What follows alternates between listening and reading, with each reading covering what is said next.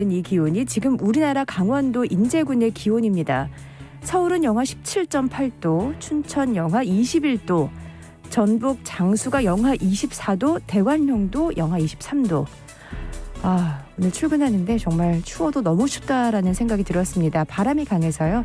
체감 온도는 훨씬 낮습니다. 북극 한파의 기세가 정말 대단하네요. 아무리 따뜻한 옷을 입고 모자에 장갑에 목도리까지 해도 추위에 몸이 시리고 한기가 쉽게 가시지 않는 날입니다. 오늘 아침 밖에 나서시는 분들은 정말 단단히 챙겨서 나오시고요. 어제 내린 눈이 채 녹을 새가 없었고 또 제주를 비롯해서 여전히 눈이 내리는 곳도 있어서 아직 빙판길인 곳이 많습니다. 차들은 물론이고 또 걸어서 이동하시는 분들도 정말 조심조심해서 나오시기 바랍니다. 특히 농어촌에서는 아직 제설 작업이 이루어지지 않은 곳도 많을 텐데요. 어르신들 특히 더 조심하셔야 될 것 같아요. 오늘이 이번 한파의 최대 고비라고 하니까요. 조금 더 조심하고 또 서로 양보하고 배려하고 위하면서 따뜻한 마음으로 추위를 녹일 수 있는 그런 아침이었으면 좋겠습니다. 1월 8일 금요일 오늘 아침 라디오 출발할게요. 저는 아나운서 이선영입니다.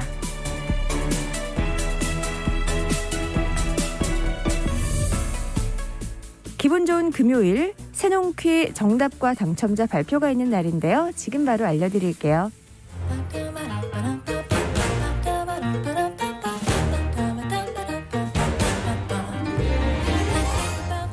오늘 아침 일라디오가 선정한 이번 주 우리 농수산물에 대해서 알아보는 세상의 모든 농수산물 퀴즈 새농퀴. 정답과 함께 선물 받으실 분들 알려드릴게요. 문제부터 다시 보겠습니다. 2021년은 하얀 이것의 해입니다.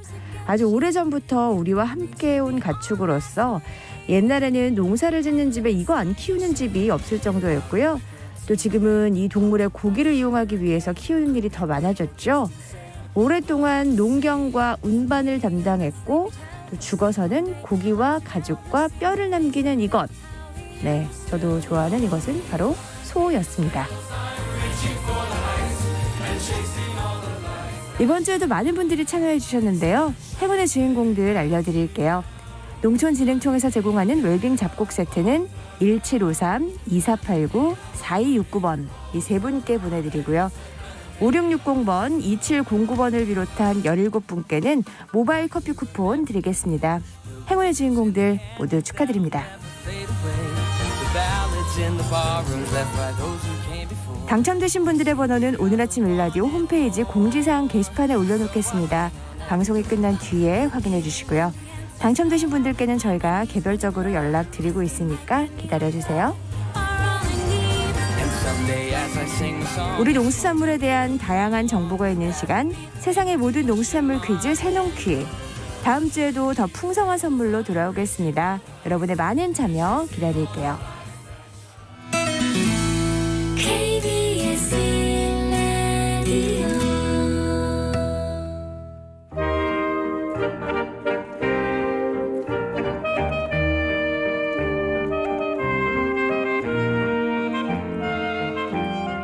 코로나19의 확산세가 꺾이지 않고 있습니다. 강화된 거리두기 지속, 또 소비 부진으로 겨울철 지역 경제를 책임지던 축제와 행사까지 모두 사라지면서 지역 경기가 얼어붙고 있죠. 매년 강원도에서 열리던 대표적인 겨울축제, 화천 산천어 축제, 또 평창 송어 축제, 태백산 눈축제 등도 이번 겨울에는 모두 취소가 됐습니다. 물고기를 비롯해서 축제에서 팔릴 예정이었던 농수산물들 갈 곳을 잃었겠죠. 지역민들은 역시 망연자실한 상태라고 하는데요. 농어촌의 지역 축제, 이 지역민들의 삶에 도움이 되려면 어떤 방향으로 변화해야 할 것인가? 오늘 농업 이야기에서 짚어보겠습니다. 농촌사회학자 정은정 연구원 전화 연결돼 있는데요. 안녕하세요. 네, 안녕하세요. 네, 날씨가 많이 춥습니다. 네, 건강 조심하시고요. 예. 네.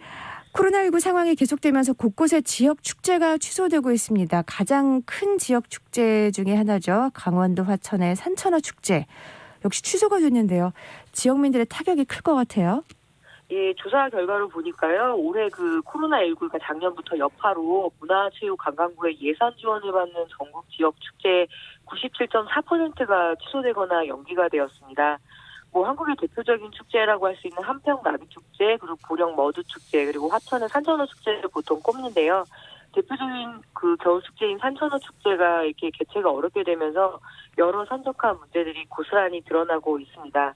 일단 축제라는 것이 즐기는 사람들에게는 한시적인 이벤트지만 준비를 하는 사람들한테는 1년 내내 매달리는 일이잖아요. 특히 지역 주민들도 마찬가지고요.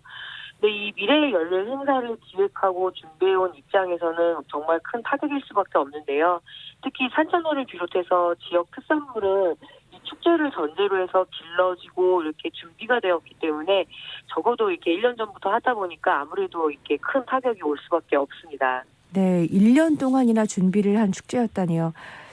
지역 상권의 경제적 타격도 문제지만 저는 걱정되는 게 그 산천어 때 쓸 그 축제 때 쓸 물고기들은 어떻게 됐을까요? 처치곤란이었을 것 같은데요. 뭐 이렇게 추울수록 굉장히 매력적인 게 이제 강원도 축제인데요. 겨울 축제 1번지라고 보통 부릅니다. 네. 근데 이 화천의 경우 이 산천어 축제 때 쓰는 물고기가 이번에 77톤 정도가 길러지고 있었는데요. 시가로는 약 11억 원 정도에 이른다고 합니다. 축제 전 이미 몇 달 전부터 양식장에서 물량만큼 기르고 또 출하 계획을 세우는 과정인데 아무래도 이런 상황에서 축제를 기획한 주체나 업체들 모두 고통을 겪고 있다고 합니다. 강원도 홍천군도 마찬가지입니다. 홍천강 꽁꽁축제라고 해서 송어를 활용한 축제인데요. 이 그 계약 물량이 약 송어 20톤, 약 2억 원어치에 이른다라고 해요. 그래서 구입 계약상 반드시 소진을 해야 되다 보니까 이 송어 처리 문제를 놓고 좀 갈등도 많고 어려움도 많이 크다고 합니다. 이 밖에도 뭐 인제 빙어 축제 그리고 대관령 눈꽃 축제 등등 여러 축제가 취소가 되면서 이 계약했던 것들이 다 사라지면서 아무래도 어려움이 크죠. 네. 지자체에서도 이런 어려움을 극복하기 위해서 대책 마련이 좀 시급할 텐데요. 먹거리 개발, 뭐 기관과 여러 사회단체를 동원한 농특산물 팔아주기 운동도 있고 농협을 통한 쇼핑몰 이용 권장 이런 대책들을 내놓기는 합니다만 이런 식의 해법이 좀 한계가 있지 않을까 싶은데요. 예, 뭐 산천어들은 보관 기간이 긴 방건조 제품, 그래서 지금 뭐 강원도에 황태 덕장이 아니라 산천어 덕장이 만들어졌다 이런 이야기가 있을 정도인데요. 그래서 뭐 통조림이라든가 간장 등으로 만든다는 계획입니다. 화천군이 이 제품들을 우선 지역 음식점에 공급을 하고 뭐 홈쇼핑까지도 이렇게 온오프라인으로 판매할 계획이라고 밝혔고요. 그리고 또 유명 요리사들을 불러서 산천어 피자, 그리고 산천어 크림스프 등 여러 가지 다채로운 요리를 개발하고 보급한다는 계획을 밝히긴 했지만 돌이켜보면 평창올림픽 음식 식선이라고 있었습니다. 지금 청취자 여러분들도 이 기억을 못하실 텐데요. 당시에 평창올림픽 때 이 외식 업계에 이 평창 식선 음식을 보급하고 개발해서 계속 지속 가능하게 판매하겠다는 계획인데 솔직히 말씀드리자면 일회성이자 면피성 행사가 아니었을까 우려스럽습니다. 네. 이번에 이렇게 고유 기책으로 만든 뭐 드라이브 스루 방식이라든가 온라인 판매 방식 등으로 어떤 젓갈 판매 정도가 돼서 좀 주목을 받기는 했는데요. 이미 팽창할 때도 팽창이 된 상태여서 이 판매 방식이 얼마나 지속 가능할지는 솔직히 좀 의문이고요. 네. 저도 뭐 산천어 피자라고 하니까 글쎄요 어떤 맛일까라는 생각이 잠시 들기는 상당히 합니다만 어렵죠. 네. 네, 한두 번이 아니고 이제 계속적으로 구입을 하기는 쉽지 않겠다라는 생각이 들었습니다. 네. 네, 이런 식의 지역 축제들이 지금도 많이 있나요? 네, 뭐 지방자치단체가 개최하는 축제는 뭐 큰 목적이 있죠. 지역 경제 활성화 그리고 뭐 지역의 전통문화 계승이라는 목적을 내세우긴 하지만 1990년대 중반, 그러니까 95년부터 우리나라가 지자체가 부활을 했거든요. 그래서 그 수가 굉장히 빠른 속도로 증가를 했습니다. 그래서 대한민국은 뭐 축제 공화국이다라고 이렇게 이야기를 할 때가 있었는데요. 이런 지역 축제들이 열렸다가 사라져버린 축제들이 굉장히 많습니다. 지금 뭐 이렇게 정확한 통계도 이렇게 얻기가 어려울 정도인데 한 2,500개 내 정도가 이렇게 지역 축제가 있습니다. 인구가 5천만 명인데 축제가 2,500개라면은 인구 2만 명당 한 개의 축제가 있으니까 정말 축제 공화국의 네. 그런 이야기를 들 수밖에 없을 것 같은데요.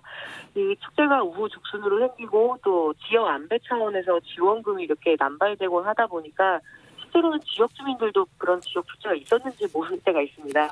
특색도 없고 또 이렇게 지역 주민들도 참여하지도 않고 유사 지역 축제가 상당수입니다. 그래서 이에 경쟁력을 상실한 축제를 통폐합해서 경쟁력 있는 축제를 육성해야 한다는 비판이 계속 있어 왔습니다. 네, 또 축제를 통해 쓰이는 그 비용을 그냥 직접 지원을 하는 게 낫겠다라는 생각도 들기도 하고요. 예, 그렇죠. 네네. 예.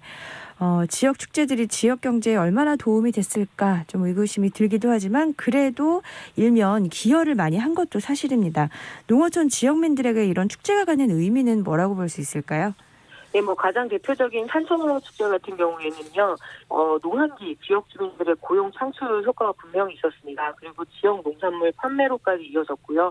또 수익금으로는 지역의 학생들에게 장학금을 지급하거나 결과를 보게 되면 연구를 한 결과가 있는데 지역 주민들이 이 축제를 통해서 참여하고 운영을 해본 경험들이 굉장히 지역에 대한 자부심을 높였다라는 아주 좋은 효과, 그러니까 승수 효과라고 하는데요. 분명히 그런 부분이 있습니다.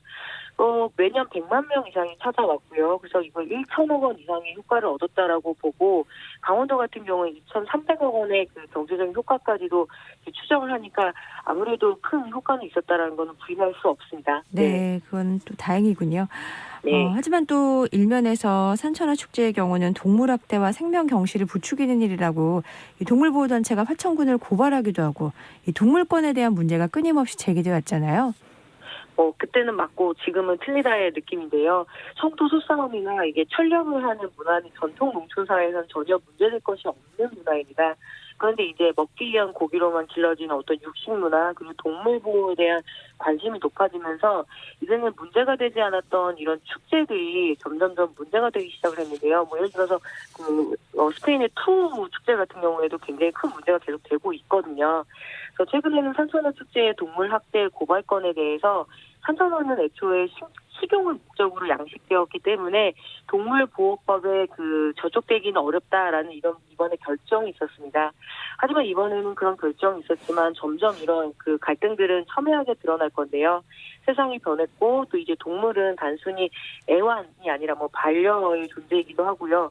또 아예 이번에는 요즘은 이제 비인간 존재라고 해서 인간과 어떤 동등한 대상으로 인식하자라는 그 인식이 굉장히 높아지고 있는데 이때 이런 산천어 축제와 같은 동물을 테마로 한 축제는 계속 이런 논란이 아마 끊이지 않을 거기 때문에 이번 기회에 조금 더 심사숙고할 필요는 있는 것 같습니다. 그렇군요.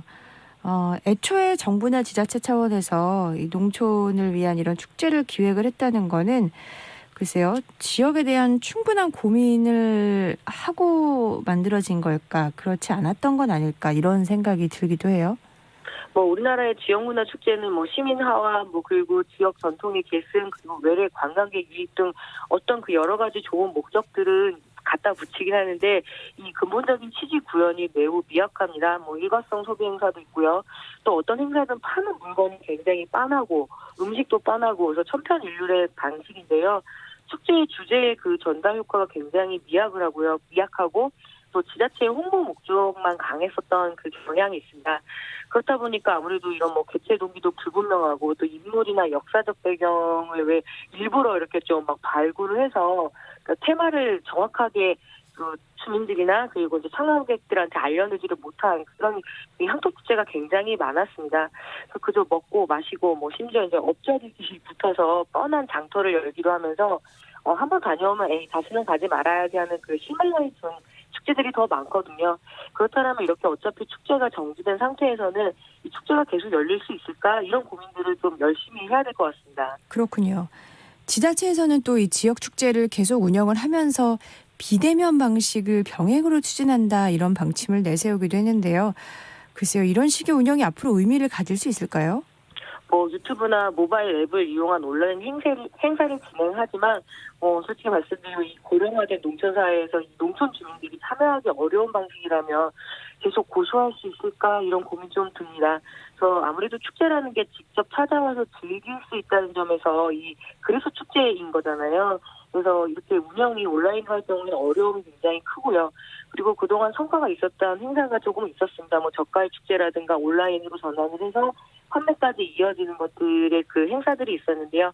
이런 부분들은 좀 벤치마킹을 해서 서로 좀 윈윈하는 전략을 좀 짜면 좋을 것 같습니다. 예. 네. 이 코로나19 상황뿐만 아니라 이제는 또 시대가 바뀌기도 해서 다른 방식의 축제 또는 축제가 아닌 또 다른 방법을 고민을 해야 할 시기가 온 것이 아니냐라는 지적이 나오기도 하는데요. 일회성으로 이렇게 농촌 지역 경제를 부양하기에는 좀 어려움이 많을 것 같아요. 앞으로 어떤 방향으로 나아가면 좋을까요?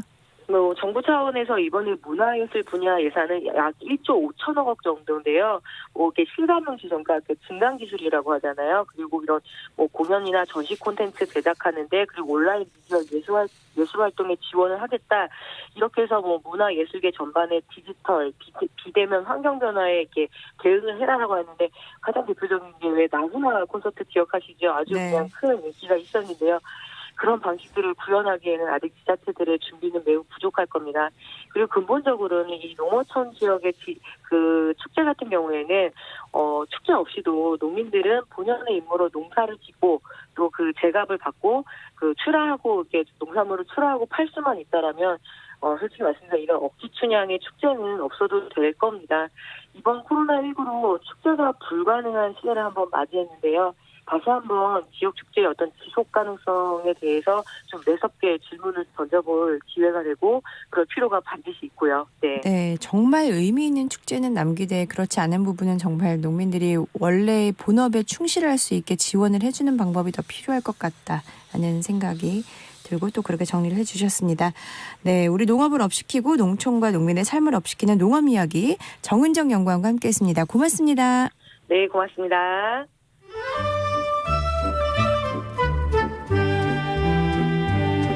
아침을 깨우는 정겨운 이야기가 있습니다. 매주 월요일부터 토요일 오전 6시 15분 KBS 오늘 아침 일라디오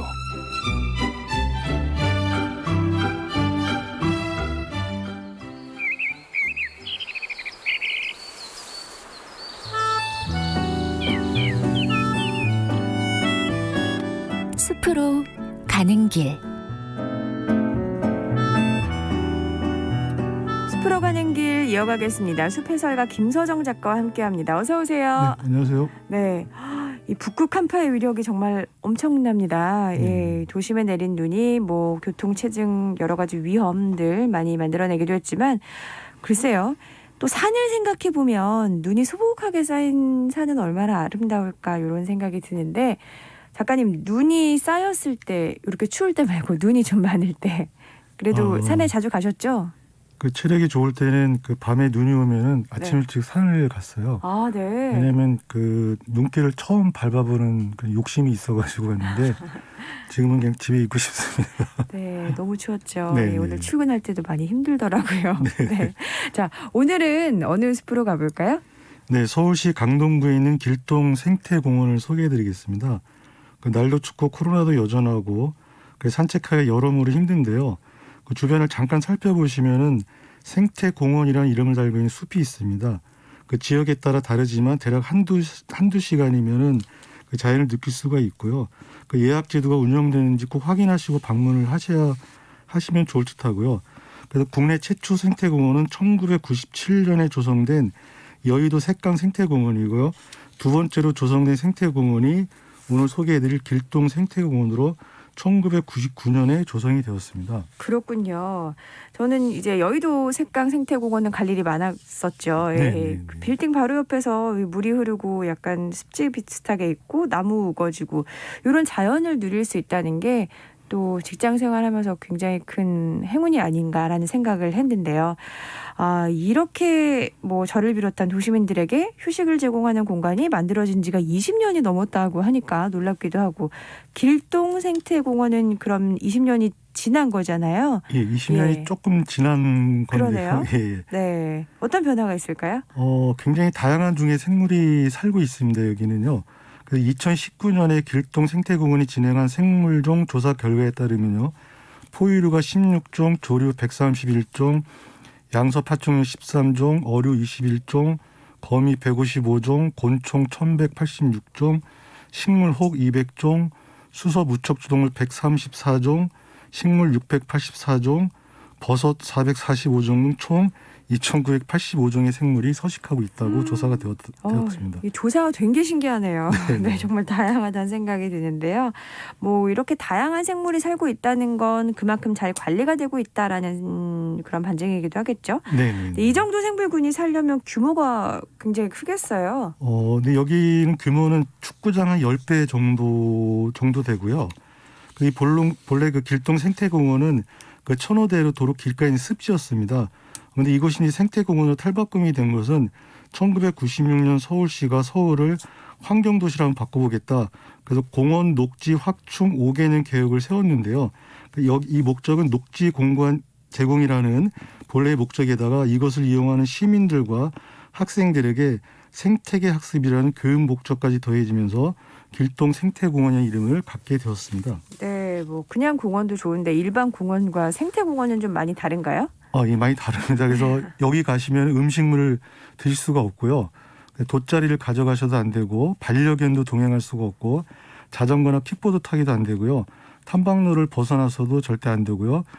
그리고 그 곤충 채집 이런 행위도 금지가 되어 있습니다. 아, 그렇군요. 네. 예.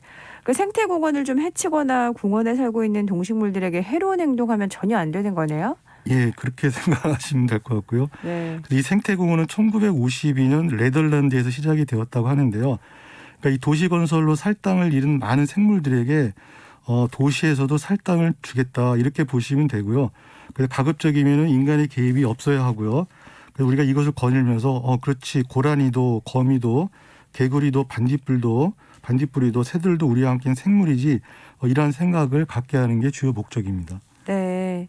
그럼 이제 지금 길동 생태공원에 가면 겨울 중에서도 가장 추울 때인데 동식물들을 볼 수 있을지 겨울잠 자고 있지 않을까라는 생각이. 예, 동물은 겨울잠을 잘 것 같은데 아마 그럴 것 같은데요. 여기 입구에 가면 겨울에 볼 수 있는 모습을 전시한 사진이 있더라고요. 북방산 개구리, 고라니나 멧돼지 배설물, 족제비나 너구리 발자국이 있었는데 저는 안타깝게도 못 보았고요. 그래서 동물을 잠깐 소개한 대신에 바로 눈길을 끌었던 나무를 바로 소개를 해드리겠습니다. 갈참나무인데요.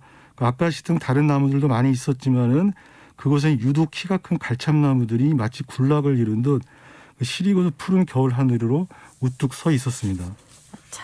갈참나무면은 그 참나무 말씀하시는 거죠? 도토리 열리는. 예, 참나무 종류 중에 하나인데요. 이 참나무과에 속하는 갈참나무는 낙엽 교목으로 분류가 됩니다. 가을이 되면 겨울을 나기 위해 잎을 떨어뜨린 나무인데요. 그곳에 가보니까 어린 갈참나무도 있었는데 어린 갈참나무는 누런잎을 무성하게 달고 있었고요. 20m 이상 자란 갈참나무들도 군데군데 누런잎을 달고 있었어요. 제가 답사를 마치고 길동로로 가는 길목에서 요즘 가로수나 조경수로 많이 심은 대왕 참나무가 있는데요. 이 참나무과 이 나무도 같은 모습을 하고 있었고요. 이런 현상이 나타난 이유는 결론부터 말씀드리면은 아직 과학적으로 명백하게 밝혀지지는 않고 있습니다. 그래도 과학에 가장 가까운 설명을 드리면은요, 이 광합성 작용을 멈추면서 엽록소가 파괴된 그 누렇게 변색된 잎을 겨울에도 달고 있는 이유는 이 나무들의 조상이 바로 상록수였기 때문이다. 그러니까 상록수들은 잎을 떨어뜨린 떨켜라는 게 있는데, 즉 잎자루와 가지를 분리시키는 세포 조직을 만들지 않는데 이 속성의 일부가 아직도 남아있기 때문이라는 설명이 있습니다. 네. 소나무는 그러면 그 말씀하신 떨켜를 만들지 않아서 늘 이렇게 좀 푸른가요? 예, 그렇게 보시면 되는데요. 그러니까 소나무, 전나무, 동백나무 같은 상록수들은 겨울이 되면 스스로 세포에 아미노산이나 수크로스 같은 당분을 늘립니다. 그러니까 당분이 높아지면 세포에게 농도가 증가하고 이는 어느 점을 내려가게 해서 겨울을 잘 날 수 있게 되는 건데요. 그러니까 강물은 얼어도 바닷물은 얼지 않는 현상과 비슷하다고 보시면 되고요.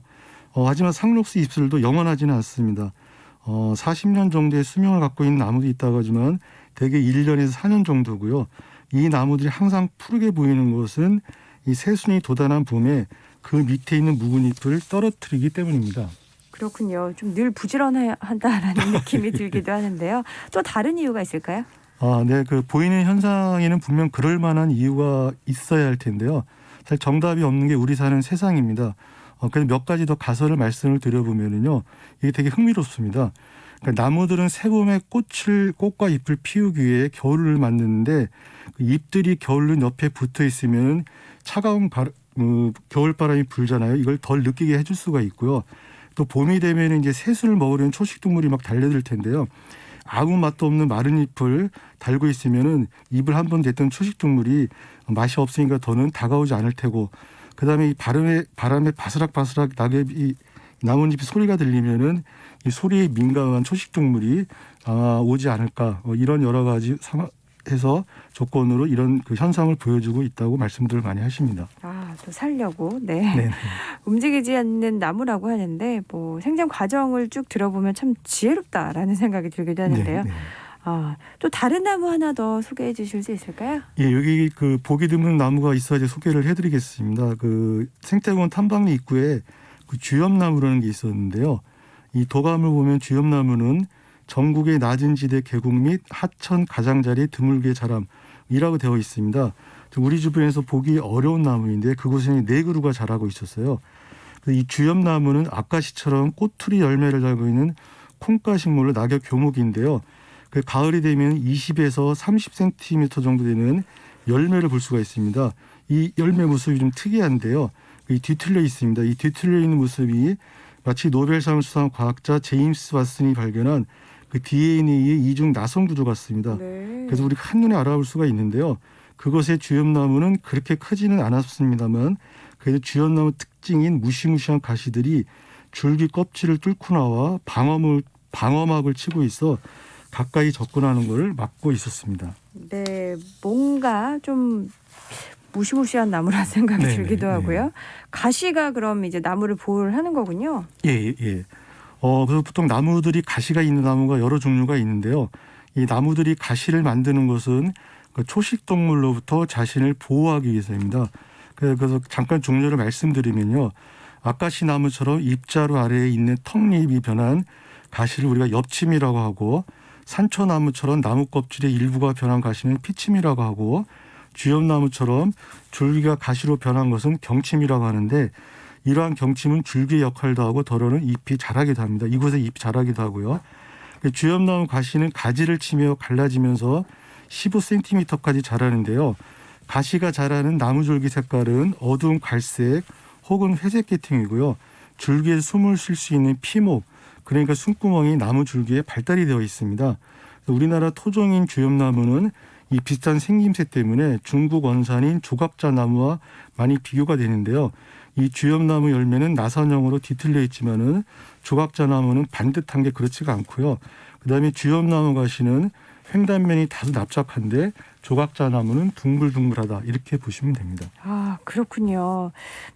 길동생태공원에서 이런 나무들도 좀 보고 한 바퀴 둘러보는데 얼마 정도 시간을 예상하고 가면 될까요? 얼마나 계시다 오셨어요? 제가 도착해서 이제 거기 그 게시멘트에 여쭤보니까요. 빠른 사람은 30분, 늦어도 이제 1시간이면 다 돌 수가 있다고 하는데 저는 2시간 정도 이렇게 가서 천천히 살펴봤고요. 근데 이것은 그 본래 목적인 이제 생태 학습원, 아이들을 위해서 생태 학습 체험장으로 많이 활용이 된다, 이렇게 보시면 될 것 같고요.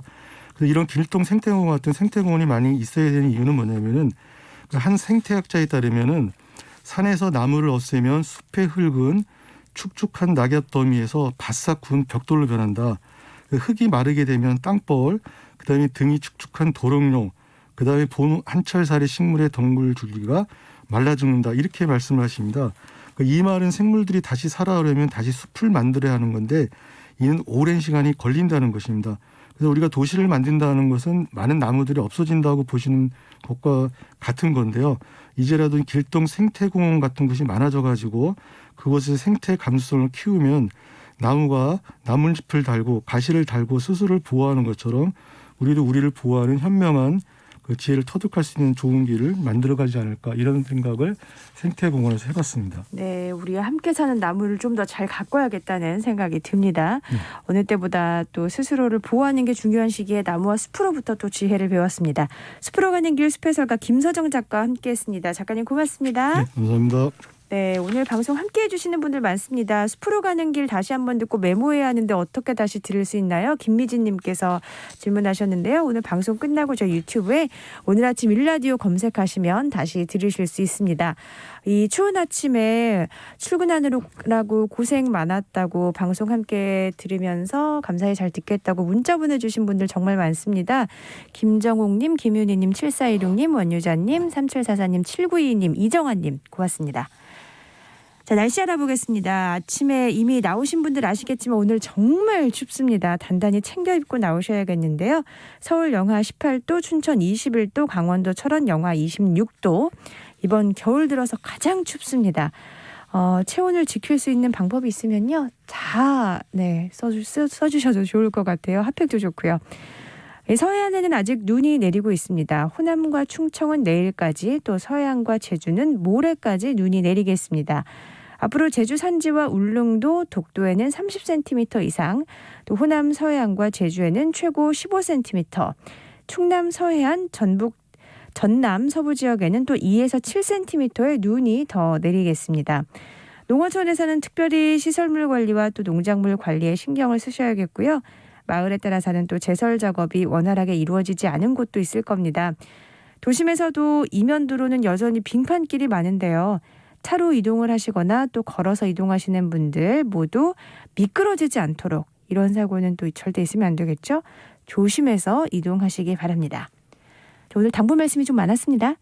오늘 아침 라디오 함께하고 계신 지금 시각 6시 46분입니다.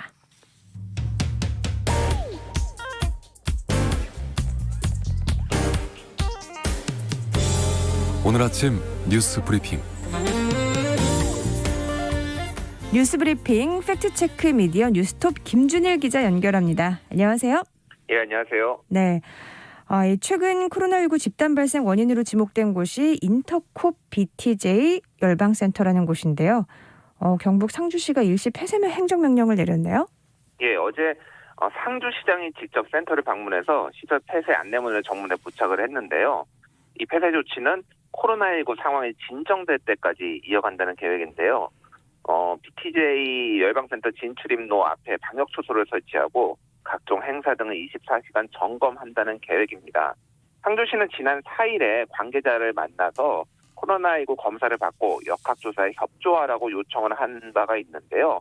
그런데 열방센터에 다녀간 것으로 추정되는 방문자들이 방문 사실을 부인하거나 조사를 회피하는 등 협조를 하지 않자 폐쇄를 하게 된 겁니다. 한편 서울 동부구치소 확진자 1명이 어제 사망해 사망자는 2명으로 늘었고요. 관련 확진자도 2명이 늘어 총 1,205명이 됐습니다. 그런데 서울 동부구치소에서 확진 판정을 받고 경부 북부 제2교도소, 옛 청송교도소로 이송된 수용자 341명 중에 155명이 이송 열흘 만에 음성 판정을 받았습니다. 그래서 이들이 자연 치유가 된 것인지 아니면 애초에 검사에 오류가 있었던 것인지 아직 파악이 되지 않은 상황입니다. 어제 0시 기준 코로나19 확진자는 870명으로 사흘 연속 1000명 밑에 기록했습니다. 네, 다행이긴 한데 좀 검사를 확실히 할 필요가 있을 것 같습니다. 문재인 대통령이 어제 신년 합동 인사회에서 통합을 강조를 했죠. 근데 파문을 일으켰던 전직 대통령 사면론에 대해서는 선을 그었군요. 예, 문재인 대통령은 어제 화상으로 진행된 신년 합동 인사회에서 새해에는 통합에 해라. 코로나19를 통해 우리는 서로 연결돼 있음을 절감했다라고 말을 했고요. 또 다른 발언에서도 더욱 중요한 것은 마음의 통합이다. 우리가 코로나에 맞서 기울인 노력을 서로 존중하고 우리가 이룬 성과를 함께 인정하고 자부하며 더 큰 발전의 계기로 삼을 때 우리 사회는 더욱 통합된 사회로 나아갈 수 있을 것이다 라고 말을 했습니다. 그래서 통합을 3번을 얘기를 했어요. 그래서 이것이 어떤 의미가 있느냐. 일단은 코로나19라는 재난 앞에서 사회 격차를 해소를 할 필요가 있다. 이런 거를 강조한 것으로 보이는데 일부에서는 대통령 사면하는 거 아니냐. 그래서 통합을 얘기한 거 아니냐. 이렇게 얘기가 나왔어요. 근데 이번 메시지는 사면과는 무관하다라는 것이 청와대 입장이고요. 네. 또 일부 언론은 이명박 박근혜 두 전직 대통령을 분리해서 한 명씩 사면하는 것을 청와대가 검토한다. 이런 보도가 나왔는데 이것도 사실이 아니라고 밝혔습니다. 다만 오늘 14일에 박근혜 대통령 대법원 판결이 나오거든요. 그때 청와대의 입장 표명이 어떻게든 나오지 않을까 이렇게 얘기가 나오고 있습니다. 네. 오세훈 전 서울시장이 안철수 대표가 입당을 하면 불출마하겠다고 밝혔는데요. 이걸 어떤 의미로 봐야 하나 화제네요. 예, 어제 국회에서 긴급 기자회견을 오세훈 전 서울시장이 열었는데 이렇게 얘기를 했어요. 안철수 후보가 합당을 결단해주면 나는 출마하지 않고 야권 승리를 위해 최선을 다하겠다. 하지만 합당이 이루어지지 않는다면 제1야당 국민의힘으로서는 후보를 내지 않을 수 없기 때문에 나는 출마의 길을 택할 수밖에 없다라고 이거 얘기를 했는데요. 현재 있던 기자들도 이게 무슨 말이야라고 약간 좀 헷갈려했다라는 거예요. 네. 그래서 이제 단일화 무산 가능성 때문에 지금 야권 지지자들이 의심초사하고 있는데 먼저 단일화를 하기 위해서는 이제 안철수 대표의 입당이 필요하다 이런 취지로 얘기를 했다라는 거예요. 네. 근데 이제 왜 그러면은 이런 거냐, 이런 좀 모호한 발언을 했느냐. 그러니까 서울시장 출마에 대한 명분을 만들기 위함이라는 해석이 유력한데요. 아시다시피 오세훈 시장은 2011년에 무상급식을 반대하다가 본인이 이제 다시 사퇴를 하고 1년 만에 대선된 지 1년 만에 사퇴를 했죠. 그리고 박원순 후보가 서울시장에 당선이 돼서 10년 동안 이제 10년이 지났거든요. 그러니까 결자 해지 차원도 있지만은 도대체 재선이나 한 사람이 3선에 지금 도전하는 게 말이 되느냐, 뭐 이런 여론도 있었어요. 본인이 성공 후사, 야권 단일화를 위해서 야권의 정권 교체, 뭐 이런 것들을 위해서 봉사하는 모습을 보이겠다, 이런 식으로 명분을 잡고 지금 나온 것이 아니냐, 이렇게 지금 해석이 되고 있습니다. 네. 그래서 나경원 전 의원도 지금 사실상 출마를 굳힌 것으로 알려져서 야권의 서울시장 후보들이 잇따라 지금 경쟁을 하고 있는 그런 상황입니다. 네. 다른 어떤 직보다 서울시장 후보가 가장 뜨거운 것 같습니다. 성폭행 의혹을 받은 국민의힘 김병욱 의원 어제 탈당을 했는데요. 결백을 밝히고 돌아오겠다 이렇게 밝혔네요. 예, 김병욱 국민의힘 의원이 어제 입장문을 냈는데 당에 부담을 주지 않기 위해 탈당한다, 결백을 밝힌 후 돌아오겠다 이렇게 밝혔습니다. 전날 유튜브 채널 가로세로 연구소는 김병욱 의원이 국회의원 보좌관 시절인 2018년 10월에 다른 의원실의 인턴 비서를 성폭행했다는 목격담을 제보받았다라고 밝혔는데요. 김 의원은 방송 직후 전혀 사실이 아니다라고 부인을 했고 민형사상 조치를 취하겠다고 말했습니다. 어제 김태호 무소속 의원이 복당을 하면서 103석으로 국민의힘 의석이 늘어났는데 다시 102석이 됐습니다. 어제 국민의힘은 긴급 비상대책위원회를 열고 김 의원에 대한 의혹을 검토하고 향후 대책을 논의하려고 했는데 김 의원이 탈당을 선언하면서 취소가 됐고요. 당 여성 의원들도 비판하는 입장문을 내려고 했으나 일단은 사건 진상조사가 더 필요하다라는 것으로 결론을 내리고 잠시 연기한 상황입니다. 그래서 최근에 지금 박덕흠 의원, 전봉민 의원에 이어서 김병욱 의원까지 한 3명 정도가 지금 국민의힘에서 탈당을 한 상황입니다. 네. 저는 이게 우리나라 뉴스라는 생각이 좀 안 들었는데 어제 금은방 강도를 잡았는데 범인이 경찰관이었다고 그러더라고요. 예. 예. 광주 남부경찰서가 금은방에서 2,500만 원 상당의 귀금속을 훔친 경찰을 잡았습니다. 네. 지난달 18일 오전 4시쯤 광주시 남구의 한 금은방에 침입을 해가지고 2,500만 원 상당의 귀금속을 훔쳤는데요.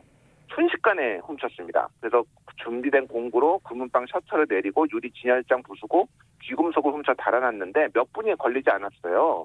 그러니까 경비업체가 도착을 하기 전에 현장을 빠져나갔고 시골길로 이렇게 차를 운전을 해서 좀 추적하기 어렵게 했다, 이런 것까지 이제 CCTV를 통해서 경찰이 확인을 했는데요. 결국은 이건 현직 경찰이 이렇게 범행에 가담을 한 거가 이게 지금 엄청난 사실은 문제죠. 그래서 네. 지금 경찰에 대한 비난 여론이 굉장히 커지고 있습니다. 경찰 개혁해야 되는 거 아니냐.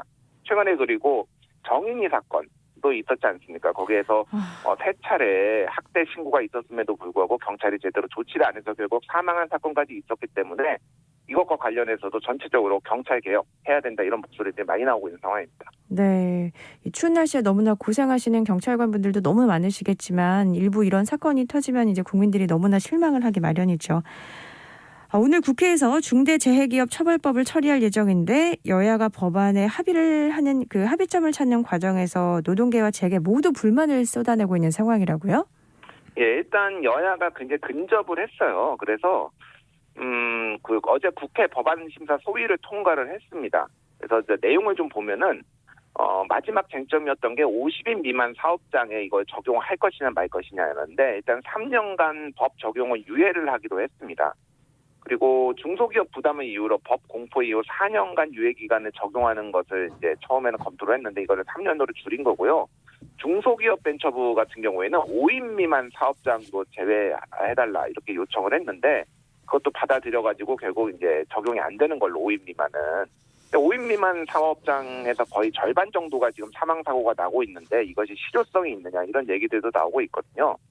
그래서 이제 이 법이 이제 오늘 이제 임시국회 마지막인데 통과될 가능성이 매우 높아졌고요. 산업 현장에서 중대재해로 사망자 한 명이 한 명 이상 또는 부상자가 2명 이상 나올 경우에는 이 법이 적용이 돼서 경영 책임자가 1년 이상의 징역 또는 10억 원 이하의 벌금에 처해질 가능성이 매우 높아졌습니다. 하지만 정의당 같은 경우에는 5인 미만 사업장 적용 배제에 대해 국민의 생명과 안전에 차별을 두는 것이다라고 강하게 비판을 하고 있는 그런 상황입니다. 네, 팩트체크 미디어 뉴스톱 김준일 기자와 함께했습니다. 고맙습니다. 예, 감사합니다. 네, 오늘 여러 번 강조합니다. 정말 추운 날인데요. 길이 얼어있는 곳이 많아서 이동을 조심을 하셔야 됩니다. 그리고 혹시라도 심하게 한기를 느끼거나 좀 방향 감각을 잃거나 발음이 좀 명확하지 않아졌다 하시면은 저체온증을 의심을 해보셔야 됩니다. 병원 진료가 또 필요하니까요. 잘 관찰을 하시고요. 방한용품을 챙겼더라도 동상에 걸릴 수 있으니까 항상 내 몸의 상태가 어떤지 잘 확인을 해보셔야겠습니다.